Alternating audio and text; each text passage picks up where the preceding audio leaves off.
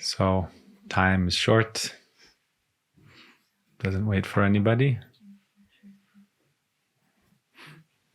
So feels like we just came and now we're getting ready to go. But Prabhupada says we're always coming, we're never going. So spiritual life is, nothing is lost, everything is gained.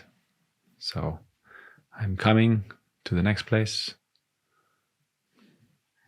But it's also sad to not be everywhere. What to do? I was reading, just like flipping through pages in this beautiful book here called Krishna Karnamrita, Nectar for the All Attractive. And I remember typing Prabhuji's Katha about this in 2012. Prabhuji was in a very sweet, generous mood. Very generous. Prabhuji is very generous. But to receive that generosity, we also have to be ready for it. And the readiness is actually just the openness and the genuine desire to hear and receive what the Vaishnavas really want to give. There's so many kinds of teachings in this world. We can talk about so many kinds of things about spiritual life, right? It's natural according to what we need right now, and life is full of problems and we want to solve all those problems, and so that's the basis of a lot of counseling and spiritual discussions, how to solve these problems in life. Yes? But how to get to that platform beyond problems? And is there anything to talk about there? Right? What do you think? Is there a place beyond problems? And is there anything to talk about in that realm? In this world, we're always thinking about problem, solution, and we go to spiritual teachers for those solutions to our problems that are very physical, practical, we experience. But what I've seen with the Vaishnavas is that when you come to a state of grace and peace and love, your consciousness prefers to focus on that thing which is beyond the realm of problems, which is just pure beauty and sweetness. And it's that thing that ultimately binds us together as a spiritual community. We're not all here together just because, we're solving our material problems together. We may not be doing that. Right? But we're bound together by a mood and by a sweetness and by a conception, something higher. And that's reflected through the behavior of our guardians. So it's not just a conception, it's a behavior, right? We see how sweetly and lovingly devotees are interacting, how Vasanta Prabhu is treating everyone with a lot of love and kindness, right? He's not here so we can talk about him.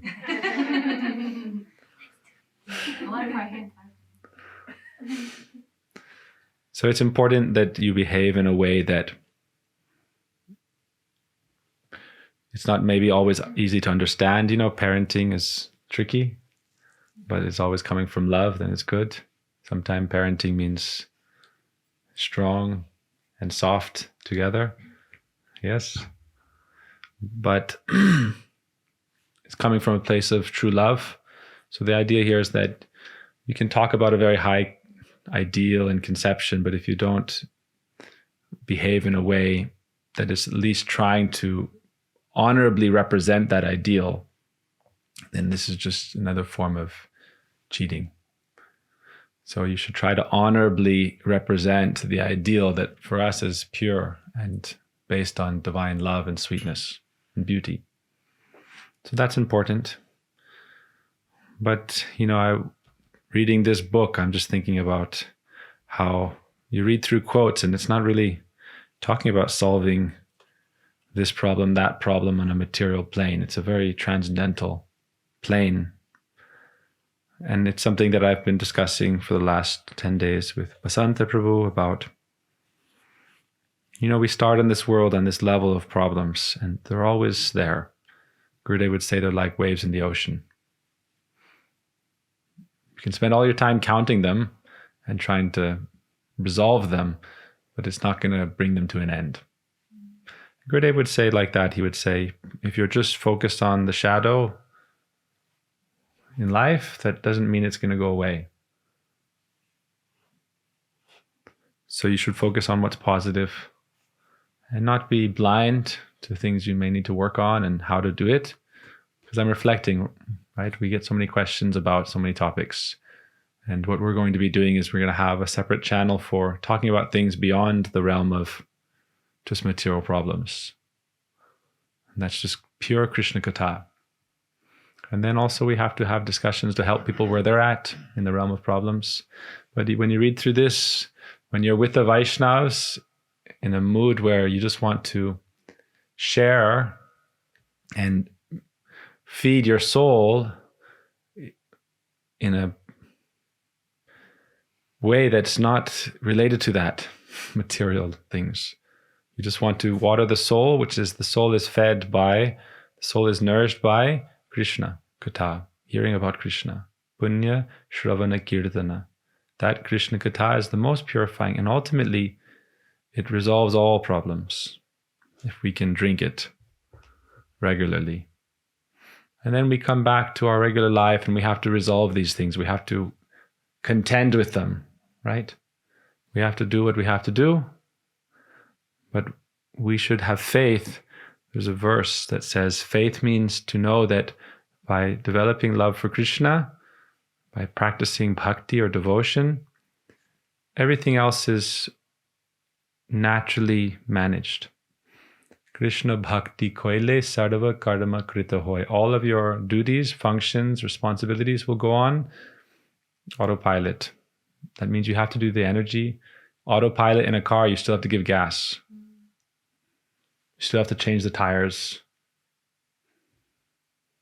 But it's able to run where it doesn't take up all your resources of your intelligence and your consciousness.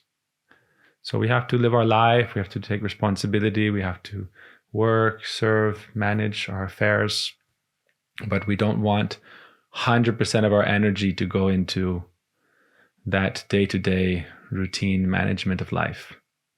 We should also spend time to water the soul.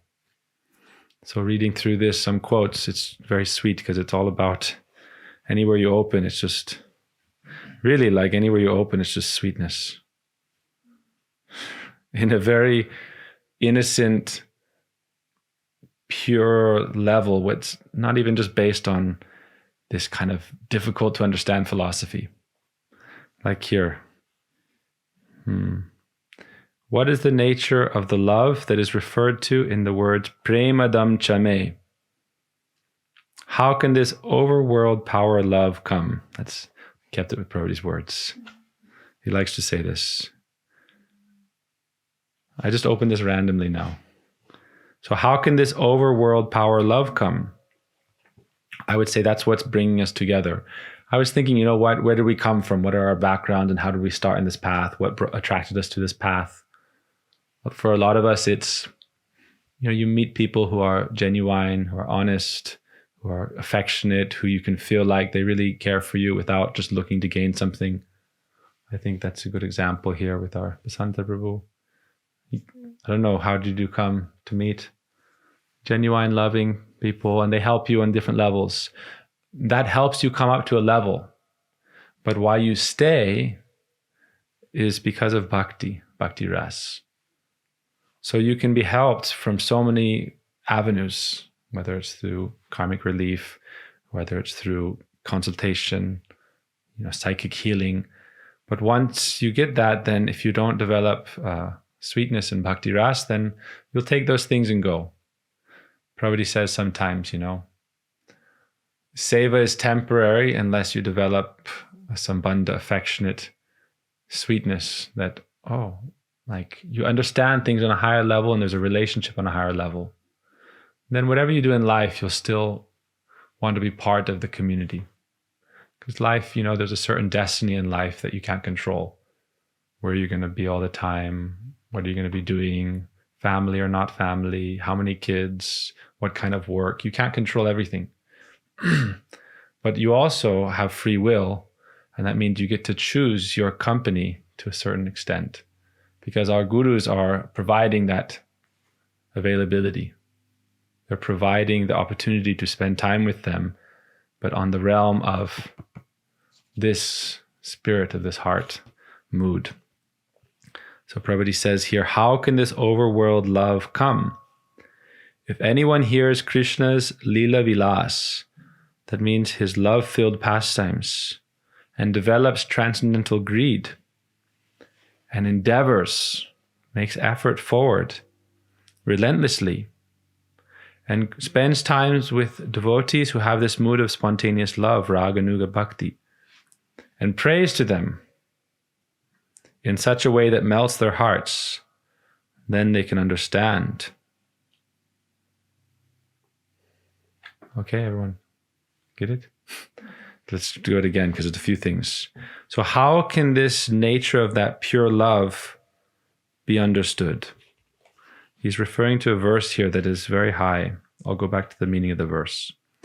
Verse 104, Krishna Karnamrita. I'm just picking through this book up randomly because I was in the cabin reading through and I was thinking, oh, I remember doing this book, 2012. And Prabhupada was dictating to me very sweetly and giving Hari Katha. Very sweet, pure, innocent, open Brajbasi mood. Sometimes you have to speak Siddhanta, philosophy, like throwing rocks or chewing rocks, understand. But when people are understanding already about Krishna, Radharani, Vrindavan, and they understand the basic idea and have faith, then you can speak in a Brajbasi style. I was thinking about this today, Oh, we're going around and trying to prove God exists and this and that and establish some philosophy. And this is not Brajbasi mood. Brajbasis don't have to prove anything about Krishna. They talk to, it said in Gita, Bodhayantas parasparam. Devotees like to speak together about Krishna. It's not about proving anything. You can't prove something to someone who doesn't want it. So it's not needed. So listen to this verse. Premadam chame kamadam chame vedanam chame vaibhavam chame jivanam chame jivitam chame dhaivatam chame devanaparam. O beloved, you and you alone are my worshipful deity, my worshipful Lord. You are the giver of love. You are the fulfiller of all desires. You give all knowledge. You are my knowledge. You are my strength. You are my wealth. You are my vital force, my pran. You are my very life. So it starts with prem.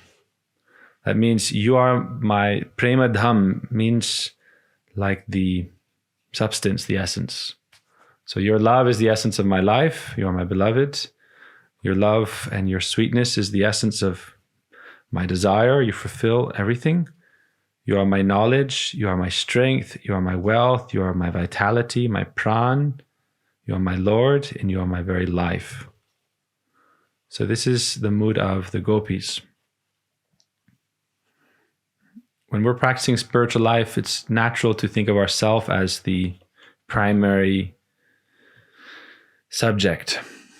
But as we go deeper in spiritual life, we develop a relationship with Krishna's own intimate associates through the line of Shri Radha.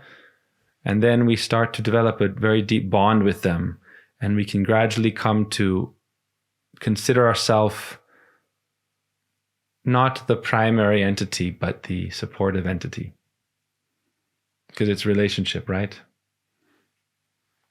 It's non-selfish existence. Like when you're parents, you think of the welfare of your children. So your children also exist in your life. It's not just you anymore.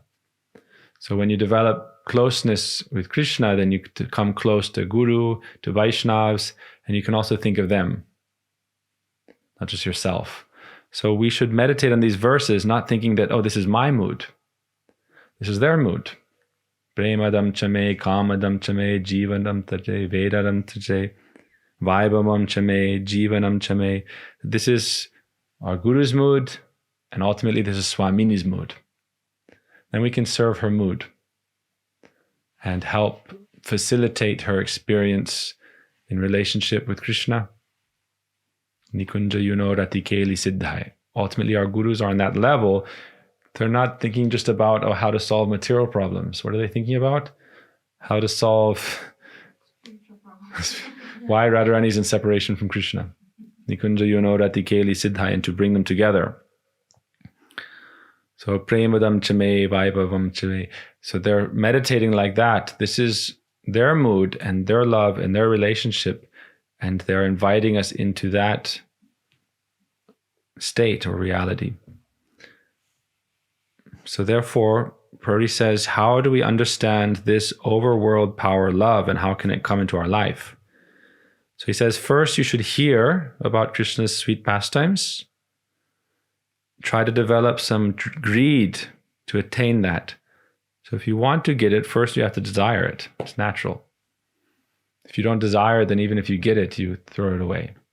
So first we hear, we develop greed, and then we practice spiritual life. And we should spend time with anuragi bhaktas. That means those who actually have realized something and have developed some taste and sweetness.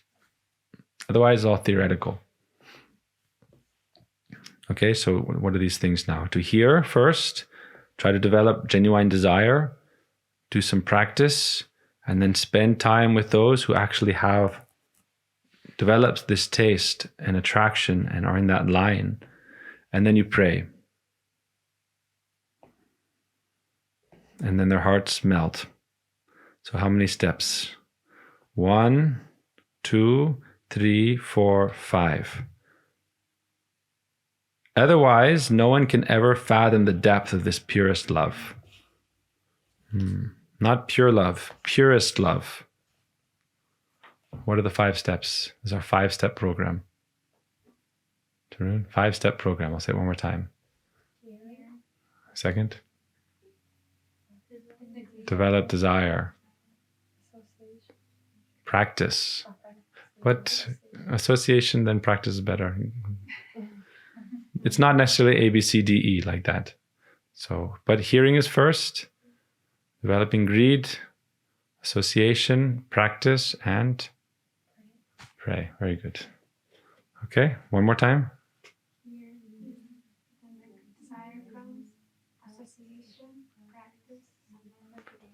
Good. Otherwise, you cannot understand the depth of this purest love. Okay, so that's one quote. If you read through this book, it's like anywhere you open, it's just crazy. Very sweet.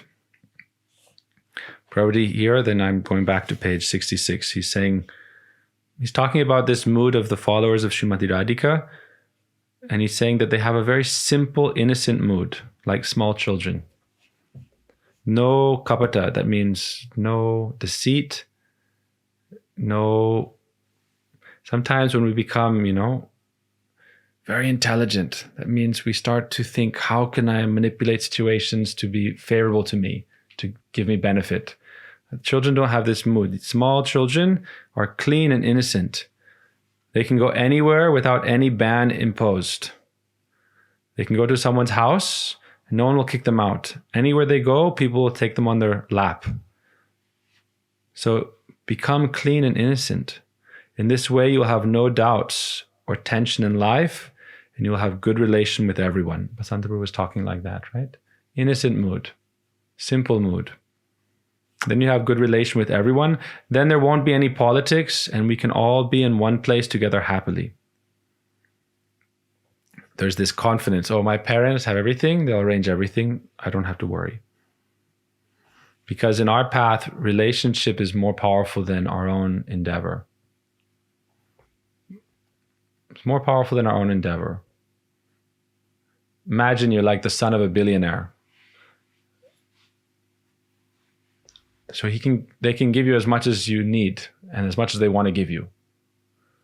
But on your own, you can work so hard to develop that, and there's no guarantee. So we should understand that our spiritual guardians are very, very wealthy because they have the wealth of Krishna Prem, pure love for Krishna. They have that wealth, so they can give us that wealth. And that wealth also, if we are related to them, then we are natural inheritors of that wealth. Naturally. But all we need then is to develop the desire, the greed. We do that by hearing. And also we refine it by practice. And then we take association and learn to pray, and then it will come. One thing Param Gurudev would say, Srila Bhakti Brighan Keshav Goswami Maharaj, he would say, real solitude is association with Krishna's devotees who are like-minded. So this is how to refine your desire, because you develop a mood according to your companions, it will affect you, it will come to you. So we have to spend some time doing sadhana alone, right? Do Gayatri, chant japa, but also being in good association, then it helps your mood develop and it gives you a nice support and strength to practice. So that's why it's important to do association with sadhus. And then we can develop that mood of intimacy. So actually these are just some simple quotes, but if you read through, it goes very high, very sweet, very quickly. Describing how Krishna is dancing, describing how Krishna is singing, describing how Krishna's body is covered with kumkum from the Braja Gopis. So we should accept this, hear this Lila Vilas, study, hear, and practice. Then we can develop some taste. How is Krishna's forehead? How beautiful. How is his face? How are his teeth? How does he smile? How is he dressed? This is the Brijbasi conception. They're not thinking about, what this atheist did, what this person said, what are the politics going on right now, who's right or wrong, what's Kamsa doing right now, what's Putana doing right now, what's Putana doing now. Who knows? They're thinking, Brijbasis are thinking, how is Krishna's forehead? How is his face? How are his teeth? How does he smile? How is he dressed? This is where their consciousness is focused. Sometimes the Sakhis give Krishna a big mirror to look at himself, and they say, Krishna, just see your beautiful face. What does Krishna see? How many people are present, hidden within his heart? So you can imagine they're giving Krishna a mirror and Krishna's looking, but everyone's like hiding behind to see what Krishna's reaction is in the mirror. Krishna's looking at himself, what's his reaction? And then Krishna's looking at everybody else. And he smiles and they see his beautiful teeth. And they're focused on Krishna's beautiful teeth. So the Vaishnavas, for them, this is not that's why it's very hard in the general public to relish these moods or even to speak about these things, because it's so beyond what any conception is to even come to that point. Imagine we go to a public program and say, today we're going to talk about Krishna's teeth. Right? What do they look like? How is he smiling? How is he dressed? This is what the Vaishnavas want to talk about.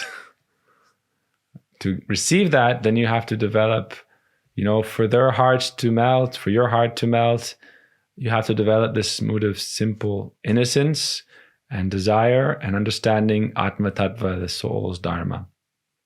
And that the soul's nature is actually to want and cherish and desire this relationship of pure love. So now Krishna is looking in the mirror, right? The gopis give Krishna a mirror and he's looking, and they've decorated him, given a nice turban, given beautiful kasturi tilak. And Krishna's looking in the mirror and he's not looking at himself. He's looking, oh, how many are close to me? So he's looking in the mirror and how many hearts have a place for me? That's what he's looking. Krishna's looking in the mirror. Sometimes in this book, also in other books, they talk about how Radha and Krishna have jewels. And those jewels, the jewels are wish fulfilling in Vrindavan. Anything you wish can manifest. So what are they thinking? What is Krishna thinking about? Where is Krishna? So in the same way, the gopis are like that. So Krishna's the same way. He's looking in the mirror, beautiful jeweled mirror, and thinking, oh, where are those who have a place for me in their heart? That's the mirror. That's the reflection he's seeing. That's God, right? God is looking. I am present in everyone's heart, every jiva, every living entity. I'm in their heart right now. God is in our heart. Like I talked about last night, God is our companion. So sometimes we practice solitude to be alone from external noise. Turn off the phone, put it somewhere far away, be quiet, no external distraction, and just be silent with your own. And then learn how to turn off the mind, the noise of the mind, and just be clean. And then you can meditate on God and realize that I'm actually not alone. God is always my companion in the heart. But we don't remember that. So now Krishna is looking, who is remembering me? And he sees there are places with millions and millions who have him in their heart, all the gopis. Krishna is present in their heart. And this is called Kaivalya Prayojanam. Kaivalya means oneness. We talked about this the other day. Oneness of heart. All these things we've been talking about, I just open pages and boom, it's right there. Oneness of heart is not loss of identity. Right? Tarun Bilasini, you didn't lose your identity, you gained. Now you have a nice Damodari, right? Okay. So it's not a loss, it's a gain. Oneness of heart means now the soul is coming together and realizing its true nature in relationship with Krishna. So Krishna is seeing that and he's saying, oh, this is referring to, Kaivalya means Krishna and the Braja Gopis. Shakti, Shakti Mator, Abhedaha. That means Krishna and the gopis, Krishna and Srimati Radhika are not distant or separate from each other. The Mayavadis and personalists say that the soul and God are ultimately one. But this is a theory. Mayavad, a theory. But because they don't accept the eternality of love, it's just a theory. This is actually the difference between the devotees and the Mayavadis. Devotees say love is eternal. Relationship between the soul and God is eternal. If love is eternal, why would you want to not experience your relationship as two entities who are one at heart? You don't want to become one. You want to have oneness through love. And so love is eternal. Gurudev would say God is love, love is God. Love is eternal. So the realization of Abhedaha is through love. The realization of that eternal connection, which you could say is like a oneness, is only through bhakti ras, through prem, through love, through devotion. It's not a theory, it's a realization. It's an experience. So Mahaprabhu taught Achinta Beda Beda. This is what Prabhupada is saying here, right? Achinta Beda Beda. That it's inconceivable because unless you realize it through the expression of divine love, it's just theory. So it's inconceivable. It's not an intellectual process. Achintya, it's inconceivable. Bed abed, I am both different and one. It means I am part and parcel of Krishna. And if I can realize my relationship, then I can actually experience the abheda quality of complete oneness at heart through the process of love. Krishna is looking in the mirror and he sees the Brija Gopis thinking of him. You understand? This is abhed. You can do this as a process, okay? We can all sit together. Okay, we're all here together. Let's try it. Let's try to be abhed for like 5 seconds. It's very hard. That means non-different. Non-different in our thought. That means the consciousness is all going to do one thing. Okay, we're all going to count to 5, and in our mind, as best we can, we're just going to think about Krishna. And the easiest way to do it is to think of his name. Okay, 1, 2. Everyone watching. Okay, let's start over. Okay, at the count of 5, you're just going to, for like 2 seconds, just think Krishna and focus. That's why you have a form of Krishna. Okay, 1, 2, 3, 4, 5.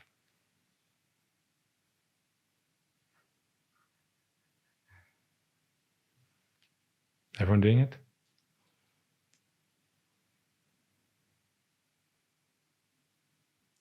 Krishna consciousness. Should we try it one more time? Okay, all our thoughts are now one thought. You get it? Should we try it one more time? Okay, it helps to think of an image. So remember Radhasham Sundar here, or any picture you like, but say the name in your mind, or we can say the name. We can say Hare Krishna. That's Radharani and Krishna together. So now we can go from just Krishna to Radha Krishna. Next stage. Okay, we're going to become one in thoughts. How many people of us here, right? And if whoever's watching, let's come as one together. Abheda, the experience of abheda through the process of love. Not the theory, oh, I am one with God. Like, so what? How is it improving your life? I am one with God. It's like, okay, you're still suffering. All these things that are not godly are still happening. And it's just dry. It's not an experience. And through praying, that's the true way to feel that connection and to go from that feeling to the experience. That means the reality, the satya. Prem satya, the eternal truth is love and connection to Krishna, the absolute truth. All right, so we're going to do it again. We're all going to think the same thing and be one at heart for a few moments. All right, we're going to think of Radha Krishna and say their name and remember their form. Okay, everyone, let's just remember Seva Kunj. So we're thinking of the same thing also, not just different ideas of Krishna. We're going to think of Seva Kunj and we're going to chant their name, okay? 1, 2, 3, 4, 5. Hare Krishna.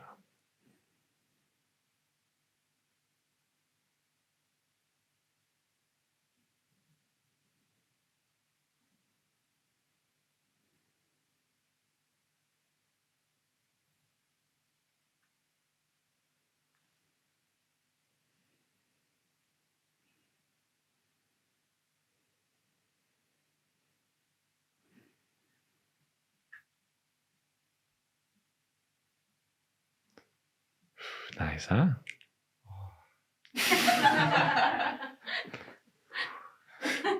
Tough, huh? Melting butter on your head. It's called smaranam. And we do this when we chant japa. We try to do it like this to shut down, sometimes you have to put airplane mode on your brain. Airplane mode. But it's not so easy. It's not a button. So you have to like when you have a computer screen full of different windows that are open, windows into Maya. So you think X, X, X, X, X, X, click, click, click, click, click. You can't just shut the computer off. It's very hard. So first you acknowledge it. Dear window, all these problems. X or minus, no problem. There's minus and there's X. So you can't always X them. You can't, we're not escapists, but we can say, okay, right now I'm going to meditate. Minus. But I don't like to minus. You know what I like to do? I like to use the cursor with the mouse and just do the whole screen. And go trash. And then empty, recycle bin. But there's like a fear around that. So what you can even do is you can put it on a hard drive or a pen drive and say, rainy day. Figure it out later. I have on my phone, okay? I'll give you a practical example. And I'm trying to like stop doing this. And I'm just giving my phone mostly to Tirtha to manage. Sometimes you check, right? I have my to-do list, 649 items. No. All different levels also. Prabhuji Seva, New York Ashram, Prachar, practical, this, that, so many things, okay? 50 there, 45 there, 16 there, 19 there, 80 there, 5 there, 3 there, right? And I write them down. You know why? Because then I don't have to keep them up here. Okay, it's the phone's problem. It's not my problem anymore. It's my phone's problem. Okay? It's Tirtha's problem. So we can minus these windows, or you can have a, to-do list or something. And then when we meditate, we can think about Krishna. It's nice, right? And it's nice doing it together because then you can see that, oh, actually, we can come together as like one family, one community. And that's what keeps us together. What keeps us together isn't how good we are at solving each other's personal problems, although those things are very important. What keeps us together is that we have one heart, one mood, one conception, one desire, one goal, maybe different levels. For us, Vrindavan. We can agree on Vrindavan. Krishna's eternal abode, that's Radharani's heart. Within Radharani's heart, Sakya Ras, Vatsalya Ras, Madhurya Ras, Krishna's friends, Krishna's parents, the gopis, many levels of gopis. Chandravali also is there. This is Vrindavan. Vrindavan is Radharani's heart. People are confused. They say, oh, because it's especially sometimes difficult for guys, I will be Manjari. Tarun, you're Manjari? Doesn't know. It's okay. You're Tarun. It's good. Damadari is Damadari. It's okay. It's proper. But the point is, we can all accept Vrindavan. And we understand Vrindavan is Radharani's heart. Within Radharani's heart, all varieties of ways to please Krishna, which includes playing with his friends. And many souls will have that in their spiritual nature. I will be playing with Krishna. Chaitanya Charitamrita gives this conception. Mahaprabhu says, the cowherd boys are serving Krishna. That means they're pleasing Krishna by wrestling with him and defeating him. And then they tell Krishna, you have to carry us on your shoulders. What kind of big boy you think you are? I am more powerful than you. Tumi kon bara? What kind of big person are you? The cowherd boys say like this. What kind of big person are you? I just defeated you in wrestling. You're a show-off, so we let you kill the demons and this and that. Madhumanga said, oh, Krishna, you have your peacock feather and your dress, you have a very good fashion brand, very good designer. All the gopis are attracted to you. If you give me your outfit, your peacock feather, I'm no less than you. This is their mood.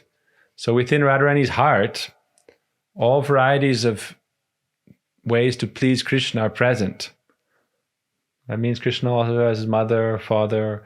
When Mother Yashoda is breastfeeding Krishna, or giving butter to Krishna, or playing with Krishna, or talking with Krishna, this is expansion of Radharani's mood and desire to please Krishna in all rasas. It's coming from one source. Shakti, Shaktiman, Radha Krishna. That's it.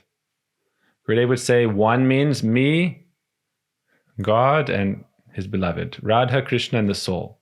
Om. One. Gurudev would say one is O-N-E. Radha, Krishna, and me, the soul. And there's many souls, so it's one. But he said even better than this idea of one is ek. Eka. Gurudev said like that. Eka means only Radha Krishna. And so you are either choosing, I'm Krishna side, Radha side. I'm included there. Because God and his energy are one, and that's all that is there in reality. And it appears in different forms and different kinds of expression. So we can all be one family because we all accept the concept and the realization through our masters who are present in that abode. Prabhuji is present in Vrindavan, saying, I'm no longer interested in this interior world, external world. And if he's in the kitchen, he's in Vrindavan. If he's in his room, he's in Vrindavan. He's actually physically in Vrindavan, but always chanting japa. And physically in Vrindavan isn't good, but in his heart, he's in Vrindavan. You have to understand that. That's why when you're with those who are just clean, then you get to express and be on a level with them that is just how you want to be. You imagine you can practice this with Vasanta Prabhu. What would you like to talk about? Not my problem, but what would you like to talk about? What is dear to you? How can I help you? How can I please you? How can I serve you? And then, okay, let's talk about Prabhuji. Let's talk about Gurudev. Let's talk about Radharani. Let's talk about Krishna. And then it flows very sweetly. If you were to say, I'm tired. I don't want to talk about anything. Okay, let's just sit together and meditate. No problem. So Radharani's heart is Vrindavan. All the rasas are in Vrindavan. And this is Radharani's mood of pleasing Krishna. So we can all agree as devotees on Vrindavan. Therefore Mahaprabhu said, Aradhyo Bhagavan Braje Satanayas Tadhama Vrindavanam. The supreme worshipful Lord is Brajendra Nandan Krishna in Vrindavan. And his Vrindavan is non-different from himself. Ramya Kachidupasana Brajavadu Vageniya Kalpita. The highest mode of worship is that performed by the Brajagopis. Ramya Kachidupasana. And so this is oneness. That's what we're talking about, right? Oneness of heart. Oh, Vrindavan. And then within Vrindavan, there are many levels. But Radharani is pleasing Krishna through all these rasas. But all of these rasas are ornaments to bring more sweetness into the innermost chamber. Right? The innermost chamber. Rati Keli Kunja, Sakya-rasa is not present. Cowherd boys are not in, when we sing Pramamadana Lila Kandare Kandarate, you know this verse? In the caves of Govardhan, in the groves, in the hidden chambers of Govardhan, this is Radha Krishna. And even Sakis are not there, Lalita Vishaka, only Rupa Rati and Guru and so forth. Not in this form also. Only in that form. That Manjari means only as that simple, innocent, you go in anyone's house, there's a little baby, 1 2-year-old. No one is like yelling at the baby, hey, what are you doing here? A 2-year-old baby walks into your house, it's like, you may be upset with the parents, but not with the baby. Right? Oh, my dear baby, here, protect. You naturally want to protect the baby. Even animals, they see a little baby. Usually animals will also have some protective instinct. It's very rare. Only some very violent, cruel animals won't be able to. But most animals have some heart and understanding. Oh, little baby, I'll protect. And I'll protect it and I'll call another animal and we'll try to find his parents. They'll do like that. You can see videos, I'm sure you can find. Even not just human babies, you can find like a cow baby, doesn't need his mom, or dogs, any kind of animal. They have this heart and understanding. So if we can develop this simple mood, everyone will be our guardian. That's what Prabhupada is saying. There will be no politics. Everyone will be our guardian. Oh, they're simple. They're innocent. They're not always calculating and fighting and quarreling. So this is how we can progress. So now they're talking about Krishna's hair, like for 3 pages. Bilva Mangal Thakur is, the story of Bilva Mangal Thakur is that he was very attached to this world, very lusty. That means he was very attracted to the beauty of this world. And so, like we said in the class last night, this is a good thing, but you have to find the most beautiful thing. Become attracted to that. Radha Krishna, they're the most beautiful. Vrindavan is the most beautiful. Develop attraction to that thing. then your life will naturally become more beautiful. But develop attraction to the highest. And ultimately, he even took out his material eyes. And then Krishna brought him to Vrindavan. He sat down and he began to sing to Krishna. So now he's singing to Krishna and he's talking about his hair.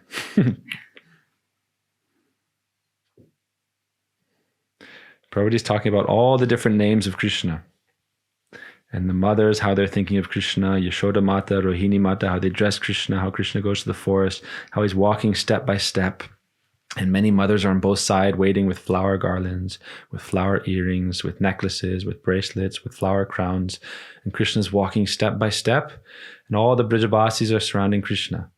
So this is going on. Also, all the demigods, Brahma, Indra, Shiva, they're all looking at Krishna's form and they can think of nothing else. They're completely attracted. So in the meantime, now Krishna is entering the forest. And what is happening? Krishna's Mohan Murti, Kishore Mohan Murti. His very, very beautiful, youthful form as he's entering the forest. And now each of the associates, each of the gopis is seeing Krishna according to her own mood. So that's why Krishna has many names. So now we're going to hear about Krishna's hair on his beautiful, surrounding his beautiful face. How is his forehead? How beautiful is his face? How beautiful are his teeth? How does he smile? How is he dressed? Sometimes the Sakis give Krishna a big mirror, so we're talking about that. All right, next page is... Bilvamangal Thakur becomes astonished. Krishna is so beautiful. His curly hair is surrounding his face like bumblebees. Sometimes it covers his forehead and eyes, and it's moving from side to side as he's running into the forest. Prabhupada is saying, oh, the hair is like Krishna's running and then he stops and then hair comes into his forehead. He said the gopis are seeing and thinking, oh, Krishna's hair is like many bumblebees kissing his forehead. Krishna is running and then he goes to one tree and speaks to the tree and then all the bumblebees are coming and kissing his forehead.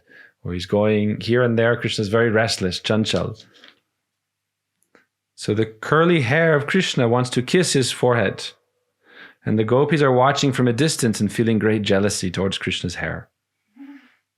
Seeing the hair, they think, oh, this hair is like many stepwives kissing Krishna's face. Some gopis say, let us go bind Krishna's hair up in a turban and put a peacock feather on top. And then Krishna's face will not have any hair. The hair is coming and kissing his forehead, so they become jealous and think, we'll put on a nice turban, hold his hair in place. Put a peacock feather, and then he'll be Vaidhi Bhakti. Controlled. No spontaneous bhakti. Control. Then another Saki says, no, this is not good. You should not be cruel. Speak sweetly. Then your mind will be pure. I will not tie Krishna's hair with sometimes you put it together and you put like a top bun, hold it together very tight, then put a turban around it. So yes, the eyes go up also. So the other gopi says no. When Prabhupada, we have one brahmachari and he's painting a picture of Mahaprabhu. And Prabhupada would always say, no, his hair is more curly and more. Not less. Not like, some people, a lot of oil and like just like a hair helmet. Just no, it should be lush and curly. This is Krishna. So this other gopi says, one time we'll do a big public program with everyone new. We'll tell them we're going to talk about something very serious. And then for 4 or 5 pages, 4 or 5 hours, we'll just talk about Krishna's hair. How it's like bumblebees. Right? It's different conception, not this world conception. So therefore, it has to have its own space. Okay, Krishna Katha. And then we come and say, what do you think about, this problem over here? Because those problems are endless. We have to put on our suit and tie and say, yes, well, ultimately, we should be good, be nice. And you can talk about so many things, this issue, this politics, that politics, your whole life. I'm going to give my entire life to solve this material problem. But it's only one problem. There's millions of those problems. So, better just to talk about Krishna. But you have to do everything also sometime, no problem. The gopis watch from a distance and feel great jealousy towards Krishna's hair. Let us go bind Krishna's hair with a turban. So the other gopi says, no, this is not good. You should speak sweetly. So we'll go and we'll gently fan Krishna, and then his hair will go to both sides. Why do you want to tie and bind his hair? Madhya Yashoda bound Krishna, so you shouldn't bind Krishna's hair. Krishna doesn't like it. This is not good. Our hair and the hair of... so now Prabhuji is giving commentary. Our hair, and in this world, people's hair on their head, this is dead. Right? The hair, if you cut the piece of your hair off, it doesn't hurt. Like you cut someone's finger, it's painful. But you take off a lock of hair, people like doing it. Oh, let's go to the beauty parlor and cut our hair. It's not like you're going to like the hair slaughterhouse.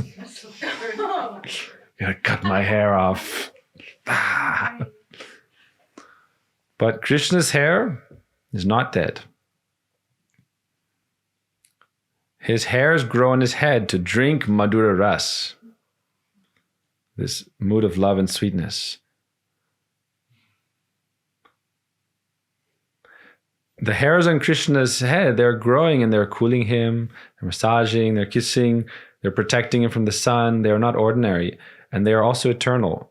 He says, actually, I don't know, there's like 4 or 5 pages here of this, so I don't know how far we can go. They're never lost. They never fall. Krishna doesn't ever lose one hair from his head. That's what he's saying. He said, oh, you were I know, you comb my sika, comb my hair, and then some hair comes out. But he says this is because we don't have a good relation with it. We don't take care, and it's material. But Krishna is never like this. It's eternal. Krishna's hair remains the same, and his hair is always very enthusiastic. Sometimes crooked, sometimes curly, sometimes in rolls, sometimes open, sometimes tied up or down, side to side. One gopi says, Krishna's hair, all the hairs there are like bumblebees. Bumblebees fly, and with their wings, they're stretched out like a flower. Right? You see bumblebees flying, and their wings are like spread out, and then they come onto a flower, and then their wings fold, and they look like a little black ball. So tight curl. Tight curl. But afterwards, when the bumblebee flies off, again his wings come out. And then there's this whirring sound and he flies. So the gopis say, oh, Krishna's hair is like bumblebees. So according to his mood, according to the time of the day, he's drinking more nectar or flying to taste and find more nectar. That's why sometimes, even with Thakurji, you see, oh, Krishna's hair today is very like one way, another way. It's described that the gopis see Krishna when he's coming back from the forest. Ganarajasvalam, that the dust coming up like sandal. When you have sandal powder, it's very soft and very fragrant. So the dust in Vrindavan, when all the cows are coming home, then the dust is rising like clouds of sandal powder. And it's coming on Krishna's cheeks, and his forehead, and in his hair. And his hair is like bluish black, very dark. And now it's covered with this soft, golden sandal like dust. Some sandal is a little reddish. There's different kinds of chandan, Gopi chandan and Krishna chandan. So the Gopi chandan is, our tilak color, light, fair. And then Krishna chandan is like red, anurag, dark. And this is from Krishna's meditating on the gopis and their love, and it appears like this. And then he's taking their foot dust and bringing it on his body. So now Krishna's hair is covered with this sandal dust. And it's considered like all the bumblebees on his hair, when they go to flowers and they take the pollen from the flowers, some of this pollen comes on their wings. So Krishna's hair, when he's coming back from the forest, playing his flute. There's another story here about Krishna's flute. Anyhow, I don't know if we'll get there. Krishna's playing his flute and the gopis think, how can we stop this? We have to shut down Krishna's flute playing. Stop. Why? It's always causing us disturbance, and it's not letting anything else come. Right? So we have to somehow steal Krishna's flute or distract Krishna or feed Krishna. If we're feeding Krishna, you can't eat and play his flute at the same time. So they're always feeding Krishna. Not just breakfast. After Mangalarti, then again, like Jagannath. 56 times a day they're feeding Krishna, so he can't play the flute. It's very hard for him. You ever try to eat a rasgulla and play the flute at the same time? It's hard to do it both. So the gopis are always feeding Krishna. More.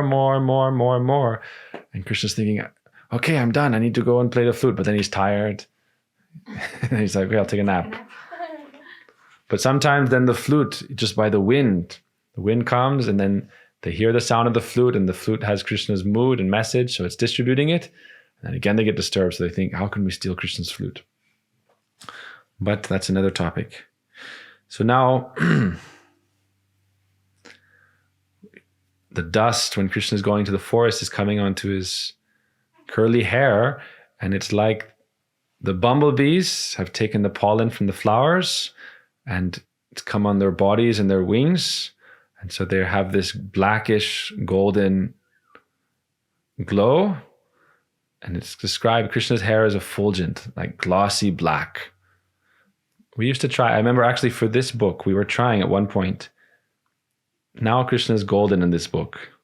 If you see, he's golden. And he's Gauranga, but it's in the mood of Radharani.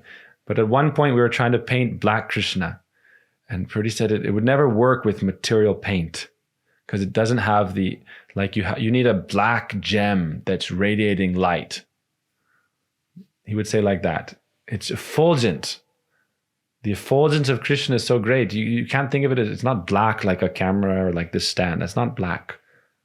You need like a black sapphire that is more brilliant than a diamond. You're trying to find it? It needs to be radiating this effulgence. So Krishna's hair is also like that. It's radiating the effulgence of his love. And now it's having some reddish and some sandal. And the gopis see, when the bumblebees are flying, when Krishna's running, then it's like his hair is sometimes, coming up a little bit and then down like bumblebees. Does one strand of hair ever leave Krishna and fall down? So there's a book someone wrote, Satyanarayana, I think, not even a leaf falls from Vaikuntha. So not a hair falls from Krishna. Does one strand ever leave Krishna? If anyone ever has a relationship with Krishna, they can never leave him. They never want to leave.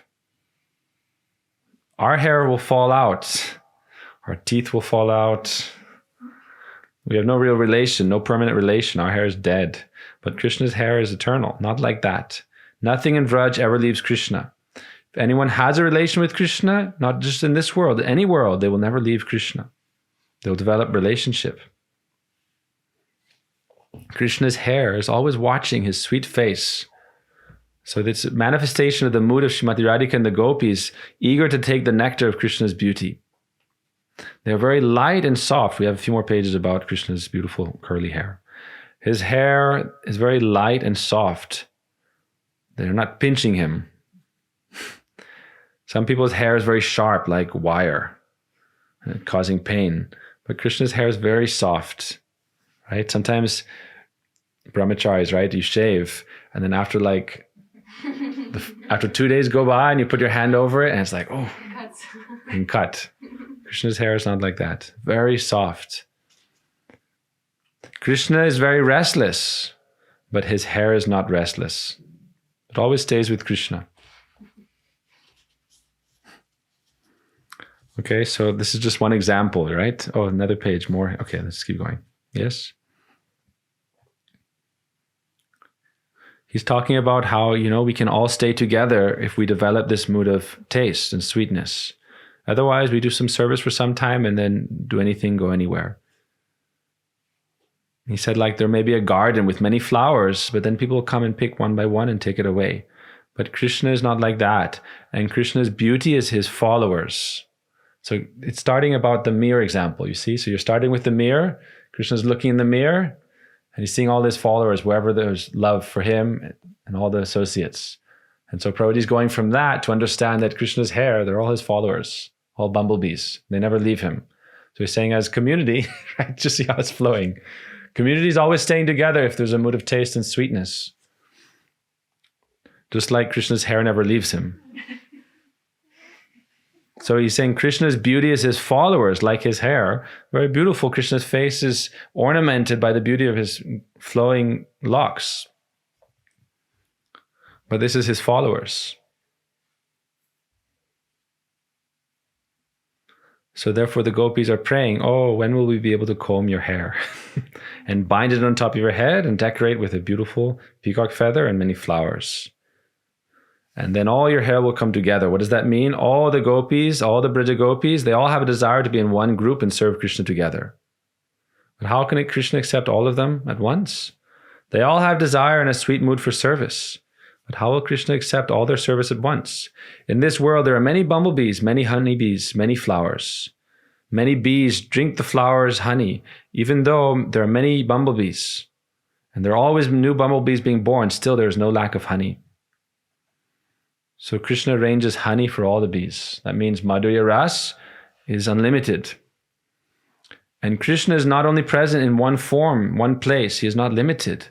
All the Sakhis, all the Brija Gopis have different groups and leaders, and Krishna will appear and be present with them all. This is his power.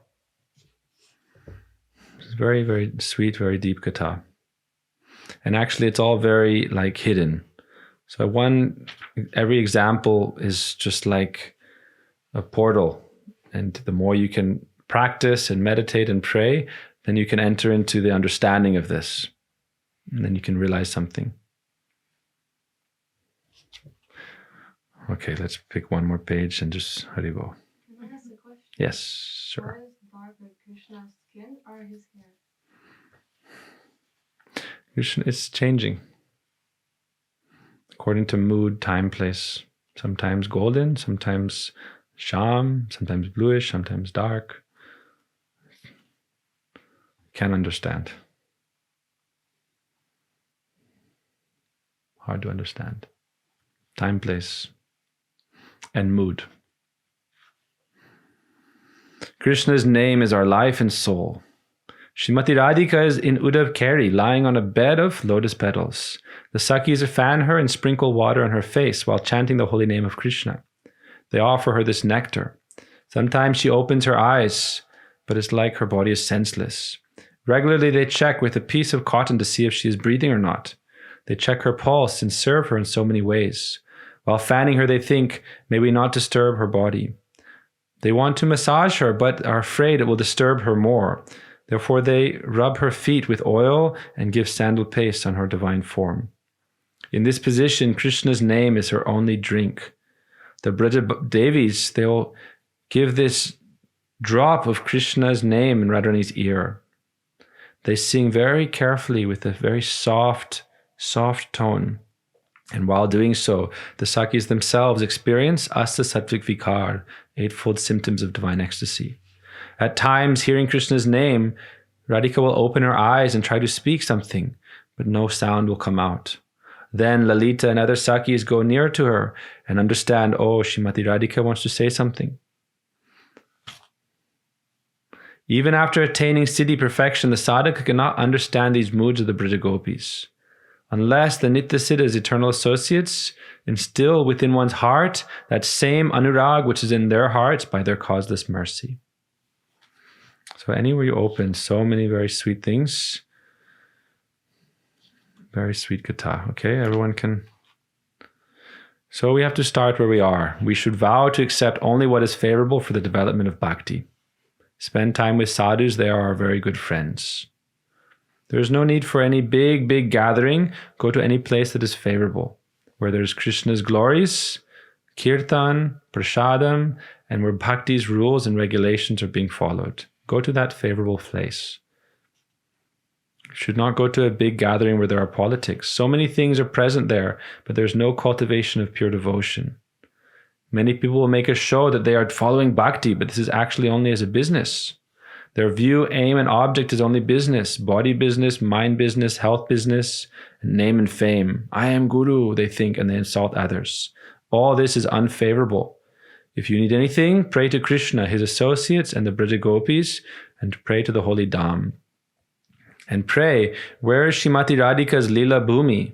Where is Giriraj Govardhan? How can we meet with them? And then again, he goes into Krishna Lila. So this was, I remember we were doing this in 2012, living in Ananda Dham, end of 2012, then early 2013. 2013. This is how we started, this is like actually beginning how we started Bhakta Bandhav.